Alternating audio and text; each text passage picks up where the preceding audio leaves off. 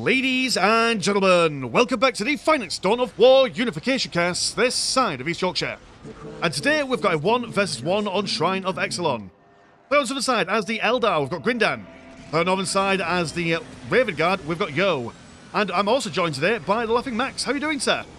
Hey, nice to have me here. I'm doing fine. How are you? I'm doing all right. You know what? I'm surprised that we're seeing green, and I mean there's still a little bit of sand on this map, but you know what? It's not Fata Morga, so I will take it.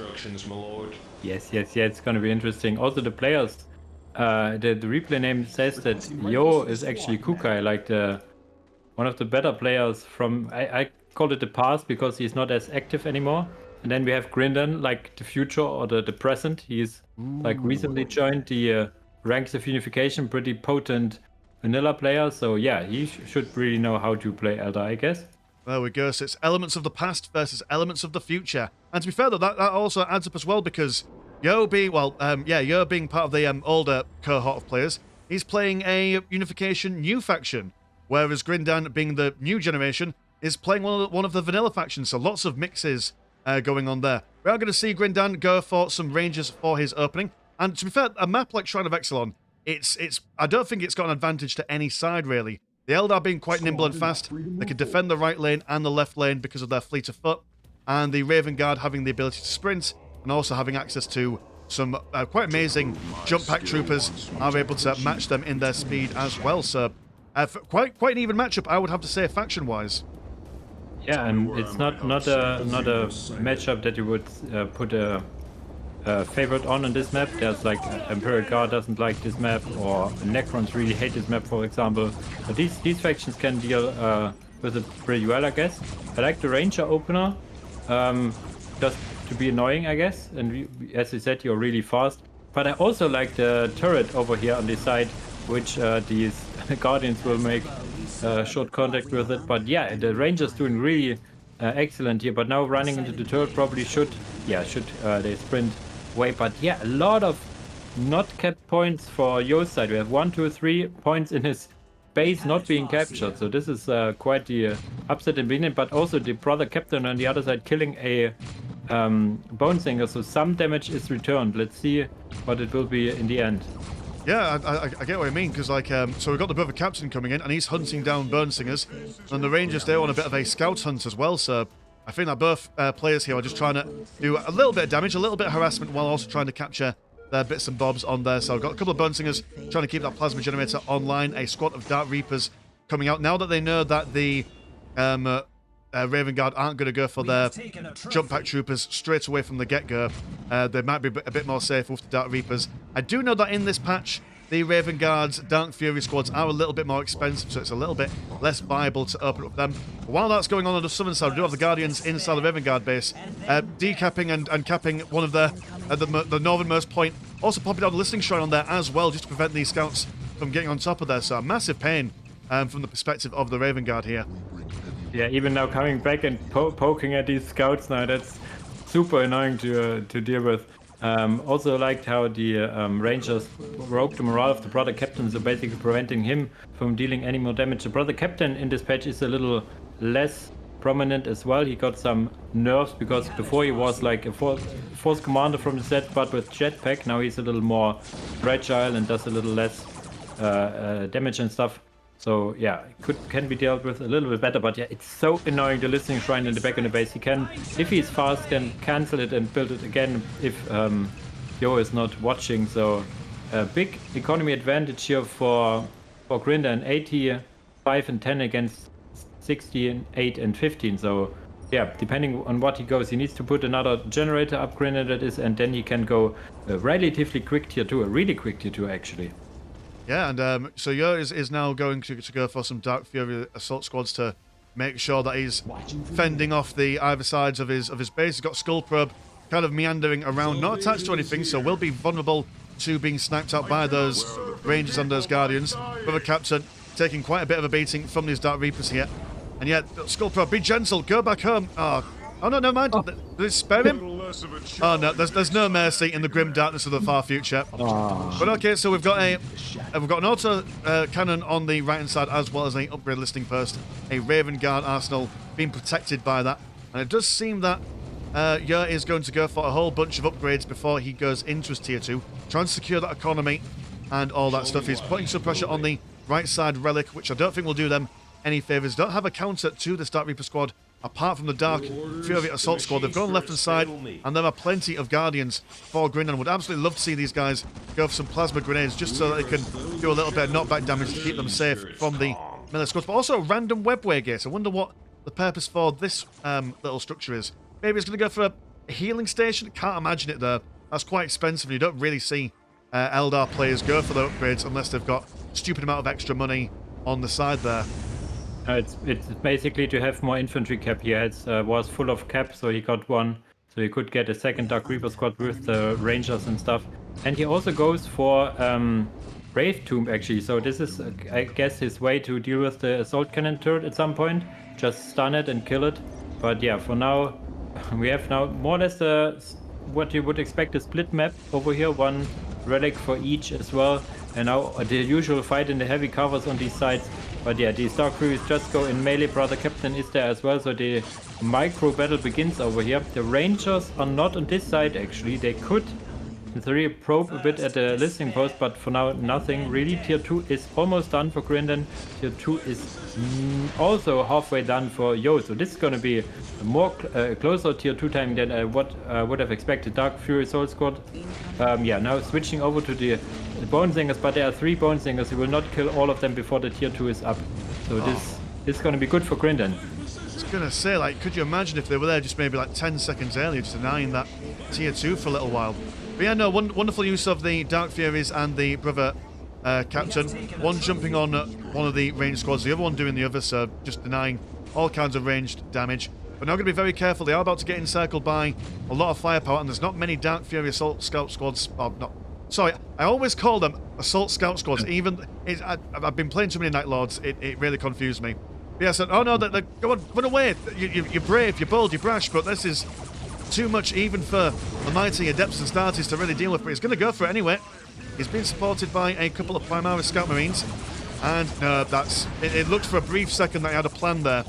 But definitely too much firepower. You've now got 3 Dark Reapers squads out in the mix. But now Tier 2 has been finished. What's the plan for Yer? I assume because so much money has been popped into Tier 1 anti-infantry units that vehicles would be the way forward here. But I'm not entirely sure because a massive Dark Reapers, even though they don't do anti-vehicle damage, you get 3 squads of them together and focus fire 1 like Razorback or something, you'll still do quite a lot of damage. So it'll be interesting seeing what Yer goes for here. There we have the Stern Guard veterans out actually with their sniper bolters or whatever there is. There are some rocket launchers from the Primaris Scouts, not sure, there's no vehicle out yet, but he wants to be prepared if there's like a Falcon jumping in. Anti-infantry is now done by the Stern Guard veterans. Would even like to see a second squad of those. They are really good against these Dark Reapers because they have long range and you see also high morale damage. Grindan on the other side is just getting his upgrades and sticking with infantry for now. There you go. The support portal is now on the way, so a Falcon or 2 would be nice, or maybe even a Wraith Lord, we will see. And here now what is it? The Dark Fury Assaults, but actually survived earlier and now coming in again. And yeah, chasing these guys away, where there's the others getting hit by scouts, rocket launchers not dealing a whole lot, but the Stern Guard veteran being absolutely key in this engagement over here. Absolutely. I mean, they almost got a squad wipe on one of those Dark Reaper squads. Breaking morale left, right and centre. And I do quite like how those Dark Furies forced half of the Eldar firing line backwards to allow the Stern Guard veterans a little bit more space in the firing lines. Doing on the left hand side, I've got the Primaris Scout squads with their crack missile launchers, quite handily being able to take on the Listening Shrine and the Webway Gate as well. If they can snag this Webway Gate, that will squad cap the Eldar for a little while, although I assume that they've got all the infantry they could possibly ever want to need for this stage of the game. Lots of firepower chasing away those Dark Fury squads, and the Rangers actually engaging in close combat with the Stern Guard veterans. Don't normally see them being used in such a way, but if anything, kind of like how Yer was using his Dark Furies, is kind of responding with his own melee squads, but I don't think that Grindan really wants to invest in a whole Howling Banshee squad, but instead, oh no, we've got Harlequin now. Harlequin's going to come out and that will do the job, jumping around those ranged units and making sure that the Dark Reapers can do their damage here and there. But potential engagement going on around the heavy cover. Someone could jump inside for some range reduction damage, but no one seems to really fancy going in there at the moment.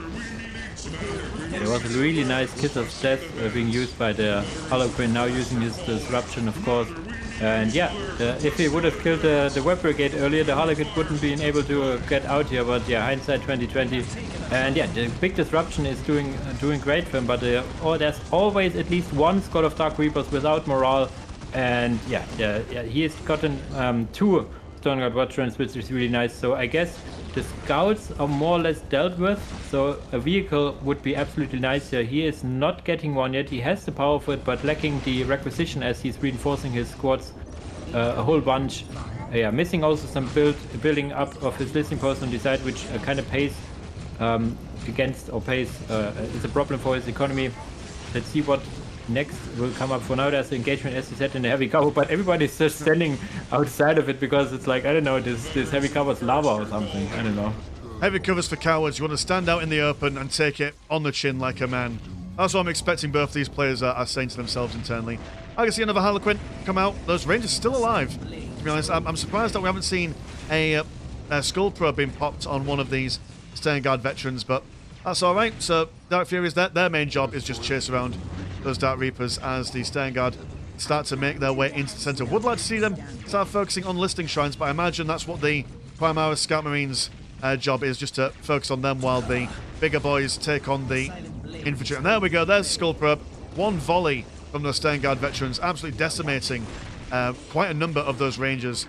Now they can just focus on dealing with the Harlequin solo while the Dark Furies continue their assault against all these squidgy little Eldar people here. Yeah, the Dark Fury holding up 3 squads over here. That's absolutely amazing. Whereas the Sternguard and the Brother Captain was really low, and he's just on point bashing duty. There's now a War Walker, and the War Walker could deal probably with all the infantry really well. I'm still not sure which weapon is good. Grindan says the Star Cannon is the way to go, and I would just believe him here. And yeah, if there's one vehicle out and there's no anti-vehicle for now, the scouts are busy capturing, and only 2 scouts for now. So the question is now if he can defend his back. He needs to take all his points back and stuff, and this gives Yo time to respond with some anti-vehicle. Let's see if he goes for some vehicles on its own, or if he sticks with infantry. Raven Guard normally likes to stick with infantry as they get really high value infantry early on. So I guess we will see probably, I don't know, more scouts with rocket launchers, or even like they can also get infiltrated with the Hunt Begins research. So this would also be nice. Yeah, for now he's sticking with these rocket launchers for anti-vehicle. Let's see if there's more War Walkers on the way. Not yet. He's missing some power. Now there's another one.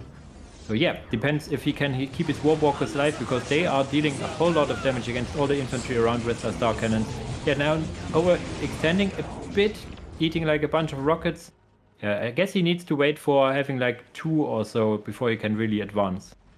That's it. I mean, ideally you want something to take out the scouts, or at least bother them before the War Walkers continue push on. But yeah, I mean, you're overextending a little bit there, I think. I think the moment he saw that War Walker, should have pushed out, as we did lose one whole squad of Dark Furies, and that Brother Captain is now on quite low health. Current economy is 110 and 40 compared to 133 and 45, so the Raven Guard, yeah, they could, I suppose they could afford to lose a couple of squads. You know what I mean? If they lose the Dark Furies, once those vehicles come out, not really any need to go for any more of them, so maybe potential to go for other things. The Sternguard veterans can get some las cannons and plasma cannons as the game progresses, so a little bit of flexibility in the later game for them. One listing post on the left-hand side does go down. Second listing shrine for their targets are already a little bit damaged as well, so they might be able to blitz that down relatively. At the moment, the Dark Reapers can't do anything against them, but they do have one range squad on the right-hand side, taking a few shots off at them.